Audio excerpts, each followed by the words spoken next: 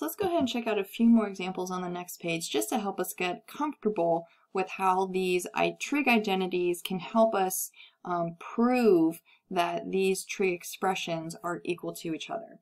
So just as a refresher, maybe you want to work just on the left to show that the right, to show that you can get the right. Maybe you just want to work on the right hand side of the equal sign to show that you get the left. Maybe you want to work on a little bit of both. One strategy that I particularly use whenever I come across these is I want to choose what I think is the more complicated side and perhaps try to simplify that. So maybe that strategy will help you guys out as well. If you think both sides are complicated, like you look at both and you think, oh my gosh, then maybe that's an example where you have to work on both sides to simplify it down to something a little bit more manageable.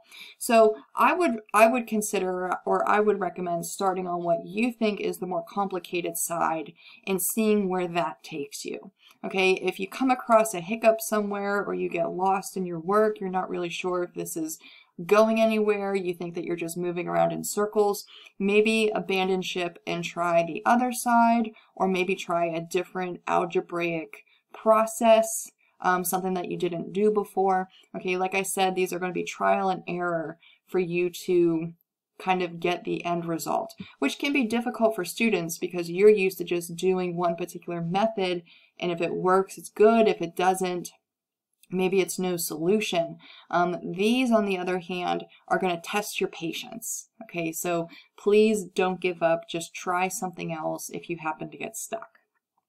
So when I take a look at the first example, hopefully you think the left-hand side is the complicated side because that's for sure what I think. On the right-hand side, we just have tangent, and we know that's sine over cosine.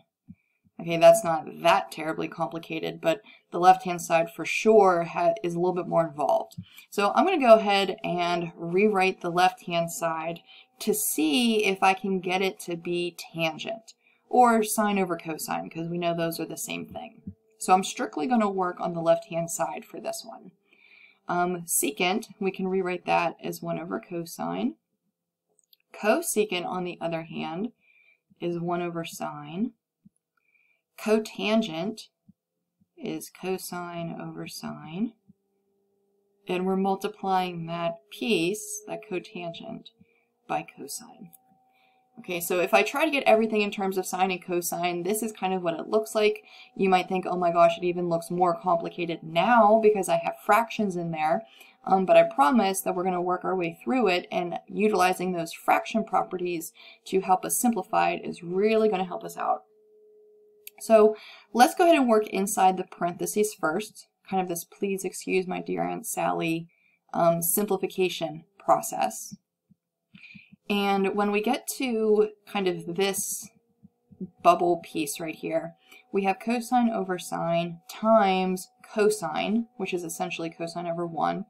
So cosine times cosine is going to be cosine squared, and sine times 1 is just going to be sine.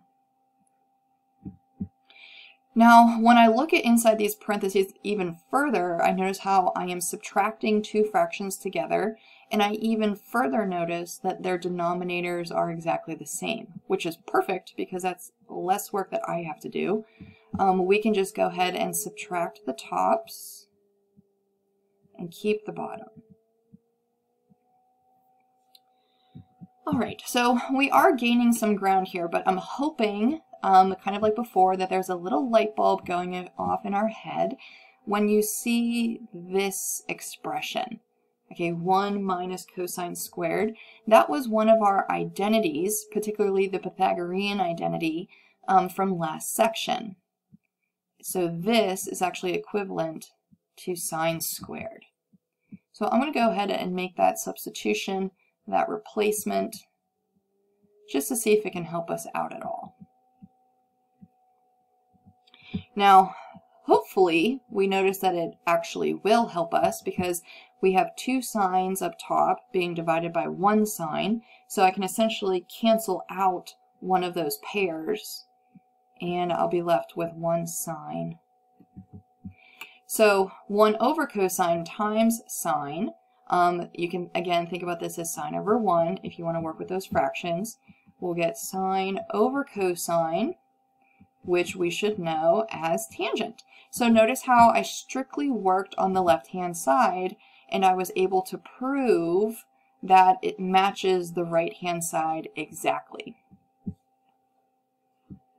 All right, let's go ahead and try the second one.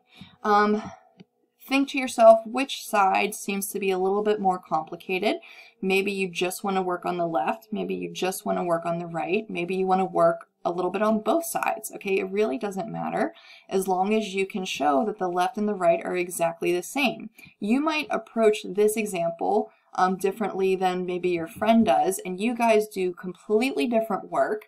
You might even get different end results, but as long as your end results are the same for you, okay, and as long as the end results are the same for your friend, that's all that we're looking for. For instance, maybe you simplify this down to 1 equals 1, maybe your friend simplifies this down to 2 equals 2, those are completely fine, okay, as long as your left side matches your right, and as long as your friend's left side matches their right side, that's just what we're looking for.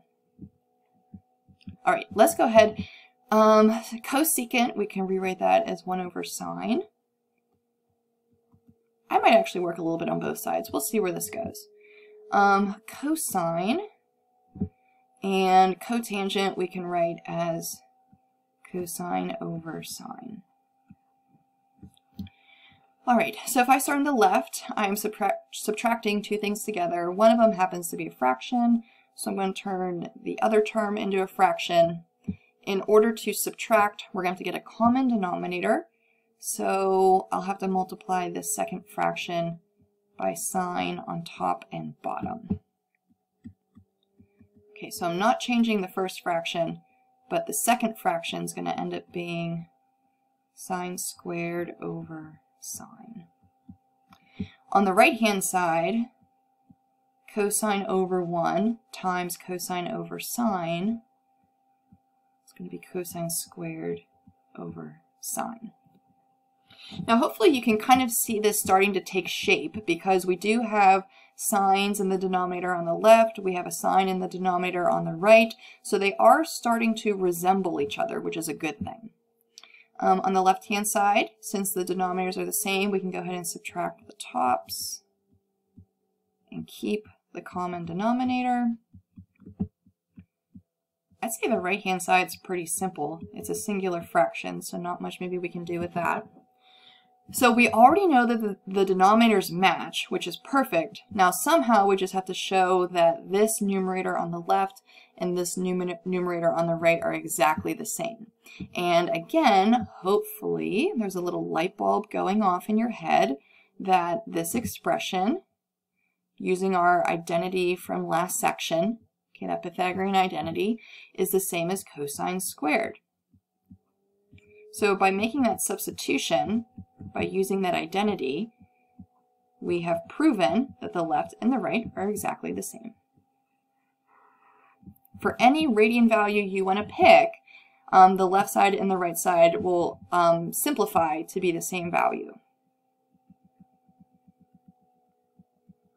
All right, let's keep this ball rolling.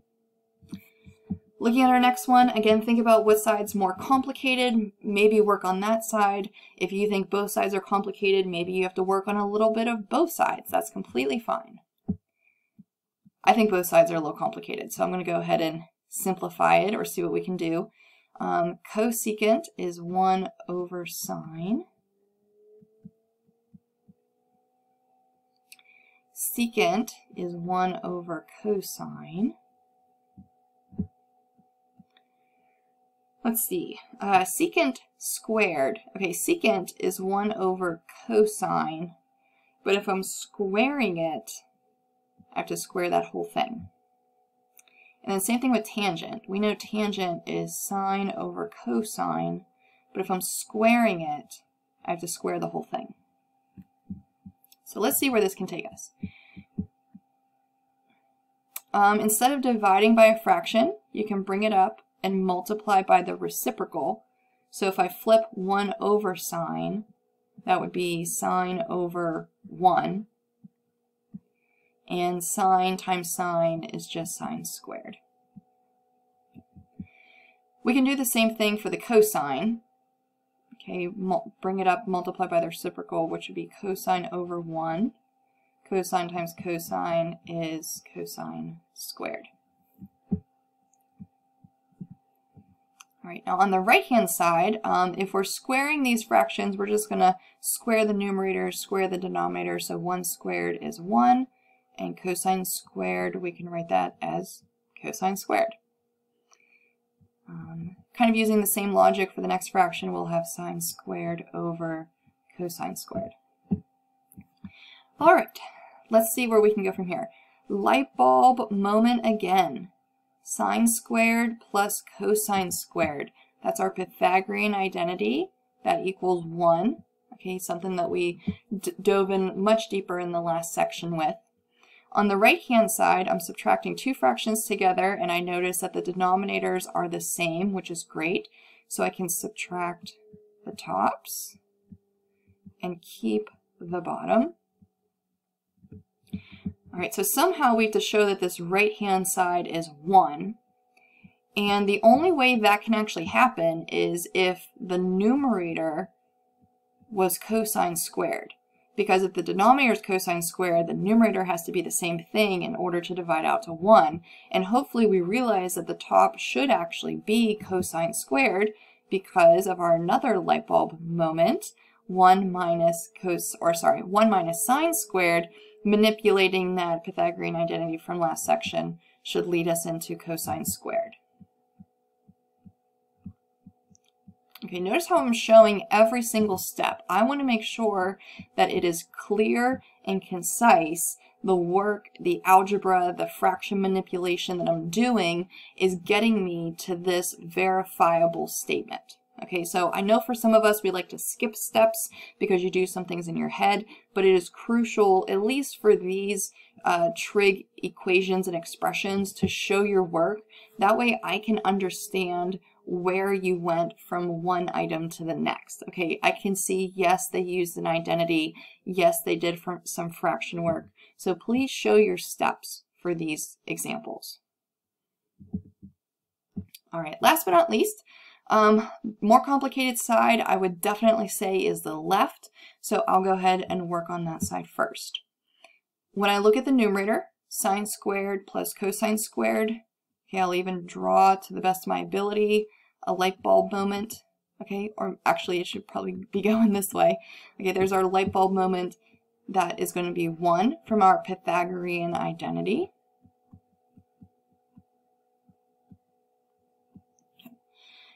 And let's see, we have 1 over tangent. Now, tangent is sine over cosine, and cotangent is the reciprocal of that, cosine over sine. Notice though, between these two examples, in this first one we had over here, we were dealing with theta. In this example, we're dealing with x. They can change the variable, but the actual process with these doesn't change. Okay, so don't let that kind of trip you up at all. On the left-hand side, we have this complex fraction. So instead of dividing by a fraction, I'll bring it up and multiply by the reciprocal. I'll go ahead and flip it, which means it's no longer in the denominator. And if this reciprocal is being multiplied by 1, it's just going to stay the same. So there you go. I've officially proven that the left and the right are equal.